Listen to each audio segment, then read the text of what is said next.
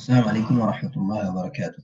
Donc, Inch'Allah, nous nous sommes arrêtés là où le cheikh, il a été en train de nous expliquer la situation de celui qui parle par oubli dans la prière. Il doit faire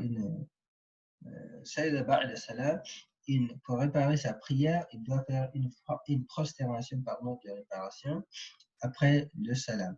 Il dit également celui qui fait 2 rakats et qui fait le salam, il doit apporter deux suites de réparation. Quel est le dalil de pouvoir faire ça? Il faut savoir qu'il y a un hadith authentique qui a été rapporté d'après Bukhari et Muslim, Muhammad ibn Ismail, Bukhari et Muslim ibn Hajjaj, d'après Abu Huraira, qui dit que le prophète Mohammed sallallahu alayhi wa sallam, lors d'une prière, il dit Salla lana Rasulullah sallallahu alayhi wa sallam salat al-asr. Le prophète alayhi salatu wa sallam les a dirigés au cours de la prière de Asr. فسلم في ركعتين. Le prophète alayhi salatu wa sallam a fait le salam dans la deuxième rakat. Il dit فقام ذو اليدين فقال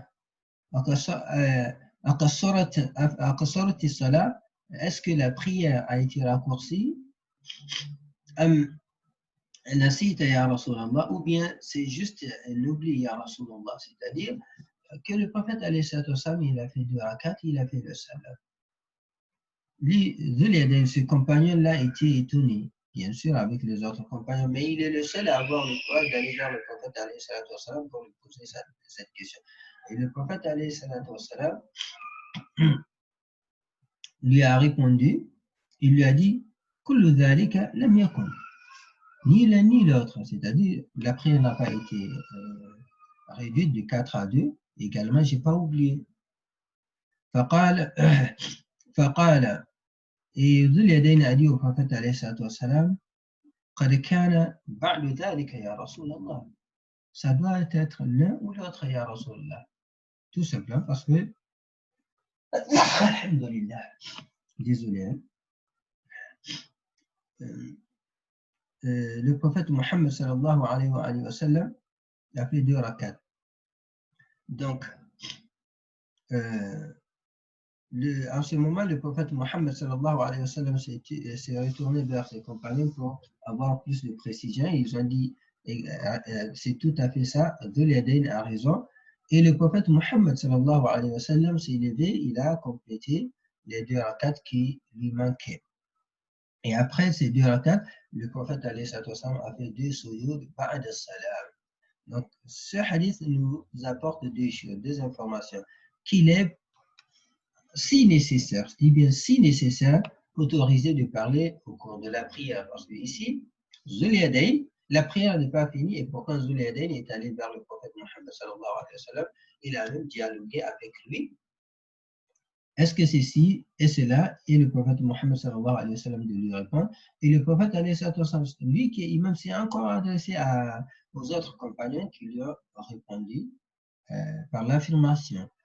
Et le prophète alayhi salatu wa sallam, retenez-le bien, en ce moment, n'a pas dit, donc, lèvons-nous, nous allons reprendre notre prière parce que nous avons fait 2 rakats et en plus d'avoir fait 2 rakats, nous avons parlé, donc notre prière n'est plus valide, il faut qu'on recommence. Non, le prophète alayhi salatu wa sallam n'a pas dit cela. Il s'est levé, il a complété 2 rakats, ce qui prouve que parler en cas de nécessité dans la prière n'annule pas la prière, mais seulement comme le cheikh a dit, on doit faire 2 sujoud ba'da salam pour avoir parlé dans la prière. Donc ici, on comprend pourquoi le cheikh a dit وَمَنْ سَلَّمَ فِي رَكْعَتَيْنِ سَاهِيًا سَجَدَ بَعْدَ السَّلَامِ. Le prophète alayhi salatu wa sallam ayant fait 2 sujoud pour la même chose, alors ça fait partie des preuves comme quoi celui qui fait le salam avant de finir sa prière, il doit faire 2 sujoud ba'da as-salam, incha'Allah ta'ala.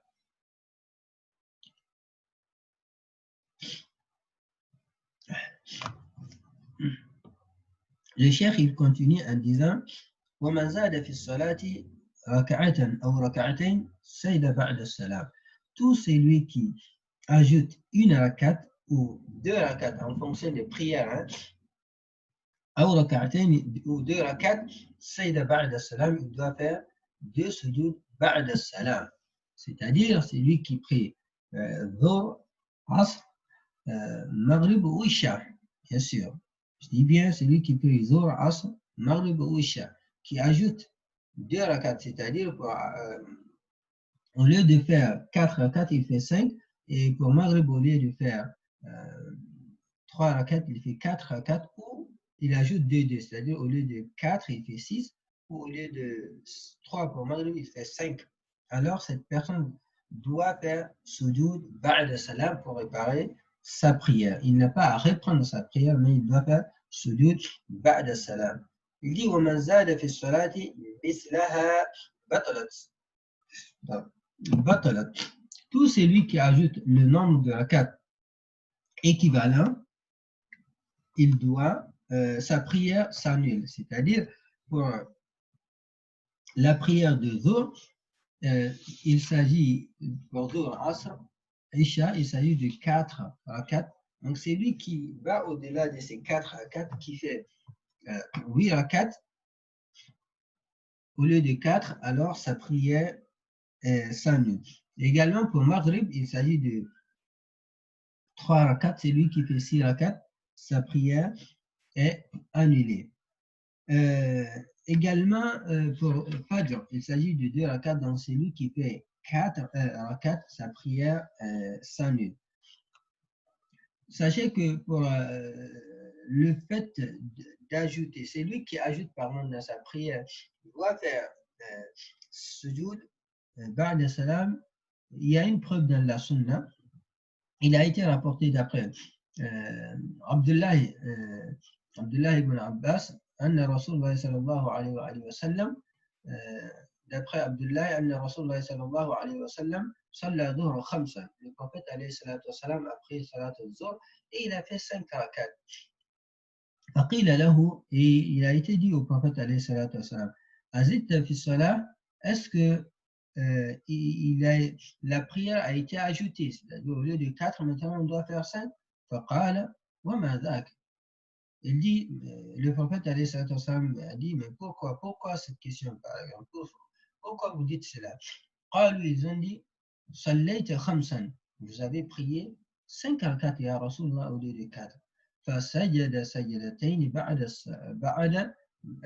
ba'da ma sallam. Et le prophète alayhi salatu wa salam, quand on lui a dit ça, a fait 2 sujoud après avoir bien sûr fait le salam afin de pouvoir réparer sa prière. Donc, c'est qu'il prouve que c'est lui qui dépasse le nombre de rakats légal, tant que ça ne double pas le nombre de rakats, il doit apporter sujoud ba'da salam afin de réparer son erreur, Inch'Allah.